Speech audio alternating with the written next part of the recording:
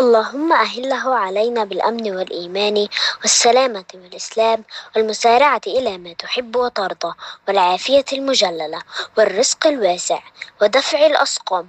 اللهم ارزقني صيامه وقيامه وتلاوة القرآن فيه.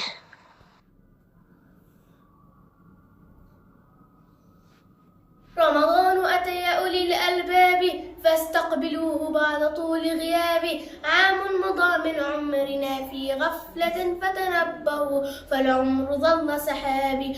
وتهيأوا لتصبر ومشقة فأجور من صبروا بغير حساب.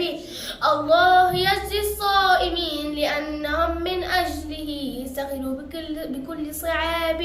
لا يدخل الريان إلا صائم أكرم بباب الصوم في الأبواب. رمضان مزرعة العباد لتطهير القلوب من الفساد. فأد حقوقه قولا وفعلا وزادك فاتخذه إلى المعاد. ومن زرع الحبوب ومن سقاها تأوه نادما يوم الحصاد. لو حصل يلا يا كرام